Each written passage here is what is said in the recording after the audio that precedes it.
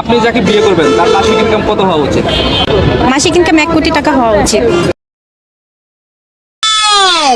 Beautiful women.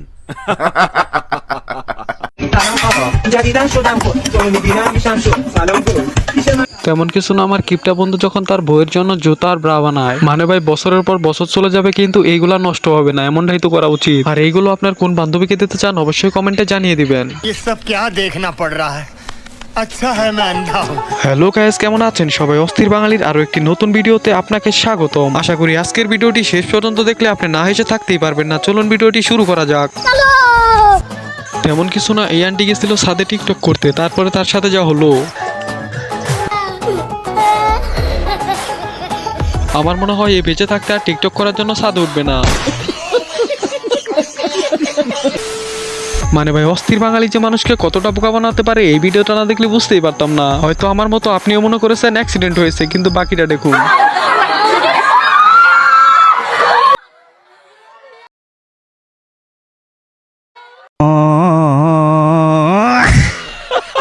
ये सब क्या देखना पड़ रहा है? अच्छा है मैं अंधा हूँ। তেমন কিছু না ভাই, এইখানে যখন আমার বান্ধবীর অনেক জামাই দরকার ছিল তখন আমার বান্ধবীর অবস্থাটা দেখুন।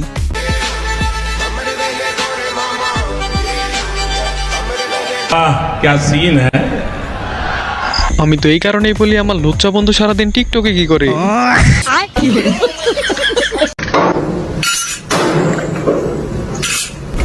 বাইরে ভাই আমি শুধু একটা কথাই ভাবতেছি, একটা বাড়ি যদি মাথায় লাগে তাহলে এর অবস্থাটা কি হবে। আমার তো মনে হয় না বাড়ি লাগার পর আর পৃথিবীর আলো দেখতে পারবে। জানি না।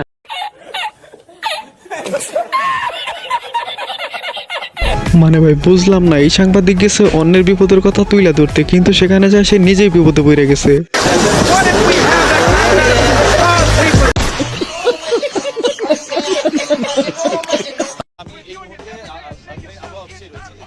মানে ভাই বাংলাদেশে থাকা কোম্পানিগুলো যে সবখানে দুর্নীতি করা শুরু করে দিয়েছে এটাই তার বাস্তব প্রমাণ। এগুলো হলো বাংলাদেশি প্রোডাক্ট, মানে কম দামে বেশি।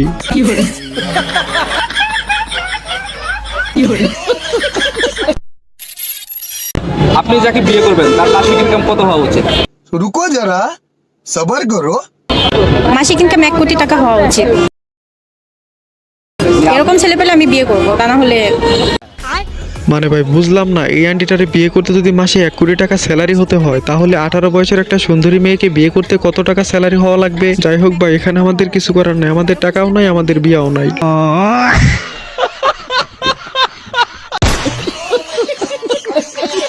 ওয়েট ভাই, আপনার মাসিক ইনকাম যদি 1 কোটি টাকা হয় তাহলে কি এই মেয়েকে বিয়ে করবেন? অবশ্যই কমেন্টে বলে যাবেন।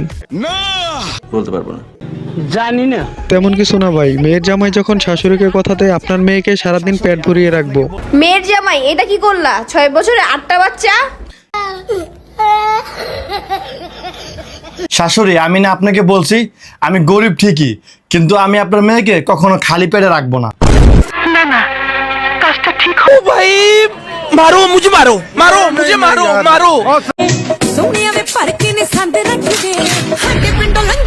এইখানে ভাই তেমন কিছু না, বান্ধবী আমার নতুন করে সাইজা এখানে আইছিল ভাব ধরতে, তারপর আমার বান্ধবীর অবস্থা বিশ্বাস করি না। বলেন কি?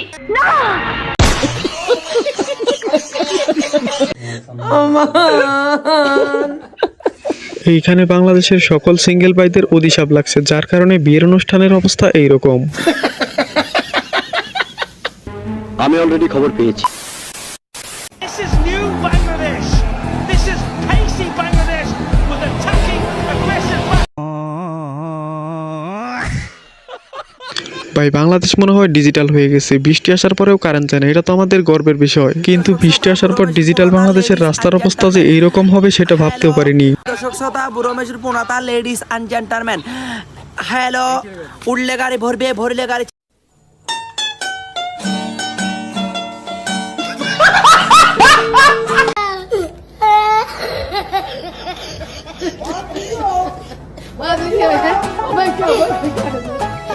তো এতক্ষণ ভিডিওটি দেখার জন্য অসংখ্য ধন্যবাদ। দেখা হচ্ছে পরের কোনো ভিডিওতে, তার আগে সবাই এখনই চ্যানেলটিকে সাবস্ক্রাইব করে দিন।